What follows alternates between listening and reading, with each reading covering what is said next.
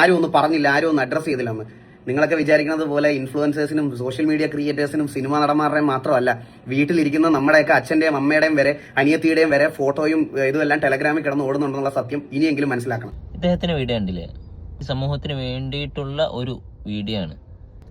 Eagle ബ്രോന്റെ ഈ ഒരു content വളരെ വൃത്തിയുള്ളൊരു കോണ്ടന്റ് ആണ്. കാരണം സമൂഹം തീരെ ഒട്ടും സേഫ് അല്ല, നമ്മളെ വീട്ടിലത്തെ ആളുകൾ വരെ സേഫ് അല്ല എന്നുള്ള ചുരുക്കമാണ് ഞാൻ ഇപ്പോൾ പറഞ്ഞത്. ഒരു 2 മിനിറ്റോളമുള്ള വീഡിയോസ് ഉണ്ട്.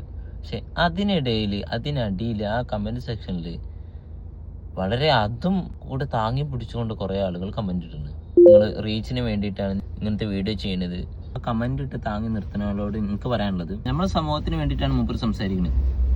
അതിൻ്റെ ഇടയിൽ കൂടെ ഫെമിനിസം കരിയറിന്, ലിബറലിസം കരിയറിന്, അതിന് വേണ്ടിയിട്ടാണ് നിങ്ങൾക്ക് റീച്ച് കിട്ടാൻ വേണ്ടിയിട്ടാണ് ഇതാണ് പറഞ്ഞിട്ട് കുറേ കമന്റുകളിൽ വന്നിട്ട് മൂപ്പരെ ഇറിറ്റേറ്റ് ചെയ്തിട്ടുള്ള മെസ്സേജ്. കാരണം മൂപ്പർക്കുള്ള ഒരു അനുഭവമാണ് മൂപ്പര് നമ്മൾ സമൂഹത്തിന് വേണ്ടിയിട്ടാണ് പറയുന്നത്.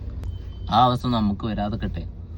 അല്ല ഇപ്പം നമ്മളെ വീട്ടുകാരെ സെക്ഷൽ ഈ ബെഞ്ചൊക്കെ പല ഗ്രൂപ്പുകളും പല ആൾക്കാരുടെ മുമ്പിലൊക്കെ ചെല്ലുമ്പോൾ, മാത്രമല്ല നമ്മളിപ്പോൾ പൊതു സ്ഥലത്തൊക്കെ നമ്മൾ നടക്കുമ്പോൾ ഇരിക്കുമ്പോഴൊക്കെ ആളുകൾ എവിടെ നിന്നൊക്കെ വീഡിയോ എടുത്തിട്ടുണ്ടോയെന്നൊന്നും നമുക്കറിയില്ല.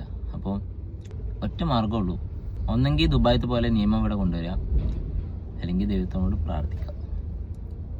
അപ്പോൾ ശരി.